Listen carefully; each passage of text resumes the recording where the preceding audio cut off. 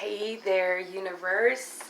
So today is different because I've been getting a lot of inquiries about love, relationships, and everything everything but self. I've been getting readings about people inquiring about everything but self. Excuse me, it is Mercury. It's a lot. So you're gonna hear me stammering a lot. I'm really just trying to get this divine message out because it's deeper than just connections right now. Right now, it's more so about the self, and this is all about what the age of Aquarius is about us separating from the exact thing that triggers us, because we've already saw what those triggers are. So if if a lot of us, I'm going to say universally, a lot of us have been having falling outs with people who we were really cool with, or jobs that we really loved, or things that we really thought were good for us. But in retrospect, even if it was, there were certain things that either we were taking advantage of in the situation, or we kind of got what we needed out of the situation. And this is the last lunar eclipse of July 2019. Looking down at my journal, this is the last one. So this is the last stretch, and this is why I'm not making it all about Sagittarius, because I'm pretty sure, we're all universally one. Granted, we all deal with different aspects. We're all universally one. We're all here to do the same thing, which is kill the ego. And a massive universal ego death is happening right now. And what's happening is that we're either having to separate away from people that we love like so dearly, or like I said earlier, the job or whatever situation in your life that your ego kind of like held very tight to, and you didn't even realize that you were taking advantage of the situation. You didn't even know that you were asking for things that did you even deserve. You didn't know that you were putting out energy to where like you were attracting people who were kind of doing the same thing to you. And what's happening is this big self-realization, because there was a lot of deception that was kind of like thrown in all of our faces about anything throughout, starting probably May into like now. And for some of us, we knew all the way when the year started, because I think we had one earlier in January. So we were already exposed. So now it's kind of like the last chance to really trust the universe and let it go and release it with love. Now, it's not the time to be bitter. It's not the time to be sending argumentative texts. It's not the time to be trying to get apologies. It's not the time, because it's bigger. It's about the heart. It's about your heart. It's about your identity. It's about what do we need to do universally to evolve to the next step. And we've already went through the physical death.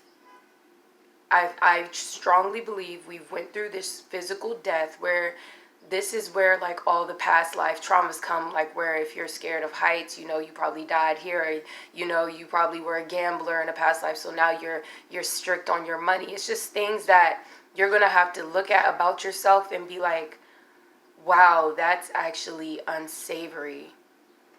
And for a lot of us, we are reaching that point, and then for others, they're just like, no, I'm still right. I'm still right. I don't want to give it up. I don't want to give my ego up. It's all I have. It's all I have. But in all actuality, it's all that's keeping you from what you want. It's all that's keeping you from everything that you want, is that control. Right now we are being pushed to release control of any situation that is bugging us. It doesn't even have to be love, anything, finances, all that, because that's popping up here too. And I'll get into what's going on with the divine masculine and the divine feminine as a whole. As I'm assuming that the people who watch this video are like older or whatever, and if you're involved with someone, cool, so we can like dabble on the twin flame. But it doesn't have to be. It's not even just about the twin flame. Yes, the divine masculine and the divine feminine have to come together, but we have to understand what is the divine feminine asking for that the masculine male does not want to give her, because of his pride. Where's this push coming from the feminine aspect of the world, where we're demanding so much, but we're like, And we're settling for less because when we don't get it, when a woman doesn't get it but she's so in love, she will either settle or she will fight. But where is it that we're the woman as we are, when we get a no, then that means that person can't give us what we want at that time. And that is a good thing to know, because why would you want somebody to pretend to give you all that you want? You know, because then that's a form of manipulation, and a lot of manipulation has happened in the whole world. We're finding out about fake news. We're finding out about like all the shit, the emails, the Hillary emails, all these deceptive things that were kind of like right under our nose, and like we're trying to pretend like it wasn't there. We knew it was there. But we knew it was there, and we just were like, you guys are gonna want to watch a movie or something? Like, dissociating.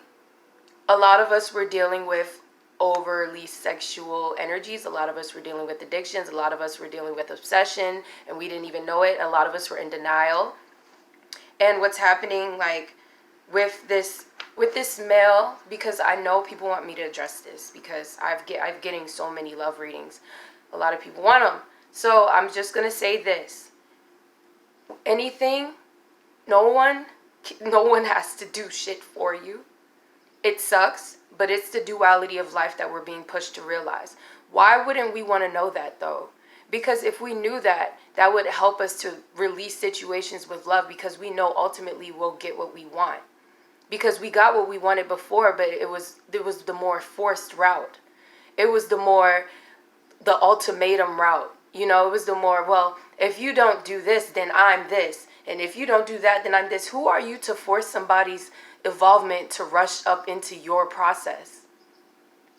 Who are you to really tell them how fast it's just because you're in alignment with someone doesn't mean that the energies don't change every day. This is why people don't get along every fucking day, because we're always on different frequencies. So what we're being pushed to is to understand that when people need their space, or when people want to be alone, or when friends pull back, let them do it. And it would be best to check on people from afar.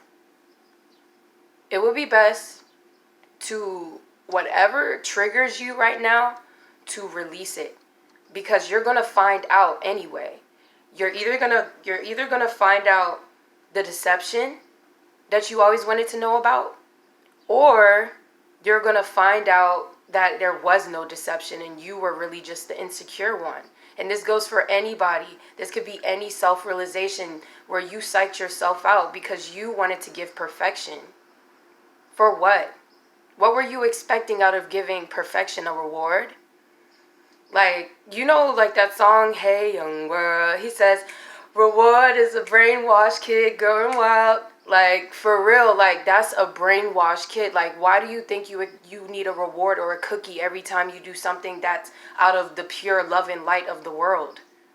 You're going to get it energetically, because there's an energetic bank. There is no, why do you want three-dimensional, why do you want a physical apology? And I was talking to my good friend about this, and I told him it's just like, and he's calling me right now. I can't make this shit up.